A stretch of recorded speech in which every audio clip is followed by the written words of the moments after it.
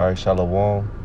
This is Parathon of the Great Millstone Houston Camp, back with another lesson to edify the elect of the nation of Israel. So before I begin, as always, giving all praise, glory, and honor to Yahweh, Ba'ashem, Yahweh Shah, Ba'ashem, Rechak Wadash. Double honors to the elder apostles and the elder bishops of the Great Millstone that rule well, and peace, blessing, and salutation unto the elect of the nation of Israel, the Israelites of us, the so-called Negroes, Latinos, and Native Americans, and all the Israelites that scattered abroad. All right. So the Israelites, or the so-called, the so-called Negro, Latino, and Native Americans, and not all Israelites that will look like so-called Negro, Latino, and Native Americans. All right. It's based off of the seed of our fathers, the spirit that we have as Israelites, and faith that we have in these scriptures. All right, which will make us Israelites and a part of the elect if we continue in that faith. So I want to get into the lesson, and Lord willing, this is edifying and comforting unto the hopeful elect of the nation of Israel in the midst of our captivity, which will soon be over with and turned back, and we will receive the blessings of Abraham, Isaac, and Jacob that was ordained, that was given to us by Yahweh Bashem Yahweh Shah. This is Zechariah chapter 1 and verse 14. So the angel that communed with me said unto me, and this is Zechariah. And Zechariah prophesied during the Persian and the Mede captivity. All right. But in these scriptures, we know there's prophecies within the messages that was given into Israel at that time. All right, that apply to us in these times, like the scriptures that I'm reading now. So the angel that communed with me said unto me, cry thou, saying, thus said Yahweh of hosts, I am jealous for Jerusalem and for Zion with a great jealousy. All right, and that's true unto this very day. The Most High has a zeal, okay, to magnify and to glorify His people. All right, it is fire that burns within Him. He has a passion and a love for His people. But right now, we're just undergoing the curses. All right, we're gonna get the blessings that we was promised. All right, because it's already been stamped by Yahweh Shai and His sacrifice.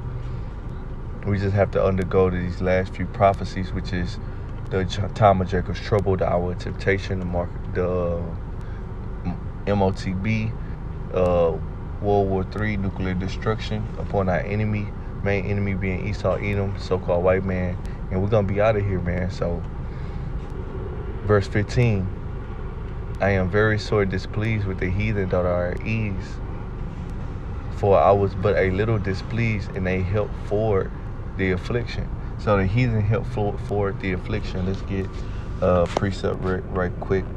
This is Jeremiah chapter 30 and verse 14. All thy lovers have forgotten thee. And the lovers are the other heathen nations. And why they called thy lovers? Because Israel went a-whoring after these other gods.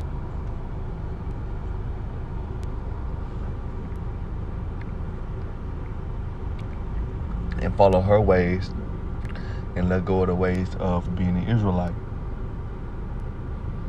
And that's what's going on today. All right. And our people, you so-called Negroes especially, you love the so-called white man. All right. You Latinos, you love the so-called white man. And he has forgotten thee. All right. They seek thee not, for I have wounded thee with the wound of an enemy. So these nations, they don't seek after you. They don't care about you. Okay. They don't care to know to see us as Israelites to be in the position that we're supposed to be in. All right. For I have wounded thee with the wound of an enemy. So the Lord said, I did this. I wounded you with the wound of an enemy. So for breaking the law, statutes, and commandments, we was punished, and we're still being punished by our enemies with the chastisement of a cruel one. The chastisement, Salakia, or the rebuke or the punishment of a cruel one. And that cruel one mainly being Esau, Edom, the so-called white man. All right. And it says, And then the other heathen nations. For the multitude of thine iniquities, because thy sins will increase. So this is the reason why. All right. Why criest thou for thine affliction? Right? Why criest thou for thine affliction? Why are you complaining? Okay. Why you crying for thine affliction? Thy sorrow is incurable for the multitude of thine iniquity, because thy sins were increased. What is sin? Transgression of the law. I have done these things unto thee. What has he done unto us? Made us cry through affliction. All right, made us sorrow because of our iniquity. Therefore all they that devour thee shall be devoured. And then the Lord says, but wait. Therefore all they that devour thee shall be devoured. So at the end of the day, we have hope. And this is our faith. So that makes everything all good. This is our comfort. Because today I tell you, man, if it ain't one thing, it's another. All right. At work, dealt with a dude cussing me out, you know. Then the next day, get a call, car parked at the crib, it got towed because it didn't have the residential tag and it just got the car. But then you get into the scriptures and then it's going to be okay. Because verse 16, therefore all they that devour thee shall be devoured. We being devoured. All right. We're being destroyed. We're being used, chewed up, and spit out. All right. And all thine adversaries, every one of them shall go into captivity. That's slavery. All right. That's bondmen and that's bondwomen. And they that spoil thee shall be a spoil. All you take everything from us. We already don't own nothing. And the little that we do work for, tax, had to pay for the goddamn towing, man. Spoiling us. Why? But it's okay. It says, and they that spoil thee shall be a spoil. Why? Because what these Edomites have put on us through so many different affliction, this systemic oppression upon us, the Israelites mainly, is all going to be paid back in our kingdom when we ruling. And all that prey upon thee will I give for a prey. All right. All that prey upon thee will I give for prey. All that devour us, we're going to devour them. All that hunt us, we're going to hunt them to make their lives miserable. All right. For I will restore health unto thee, and I will heal thee of thy womb, said Yahweh, because they called thee an outcast, saying, this is Zion, whom no man seeketh after. See? The Lord gonna restore health unto us. So F these mother effers. All right? And then it says,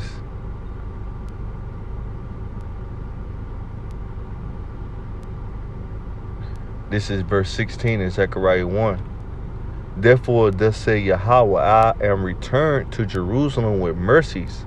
My house shall be built in it. And they did build the second temple in the time of the Persian and the Mede Empire. And the house of Yahweh has been destroyed, but it's going to be built back up. It's being built back up in these times. It was destroyed by the Romans. It's going to be built back up in these times. All right. And it says, And a line shall be stretched forth upon Jerusalem. Our land will be increased. Cry yet, saying, thus said Yahweh of hosts, my cities through prosperity shall yet be spread abroad. And Yahweh shall yet comfort Zion and shall yet choose Jerusalem. And this starts with the elect of the nation of Israel. This is the true prosperity doctrine. Through faith in the truth, we're going back to our homeland. All right. We're going back to the kingdom. All right.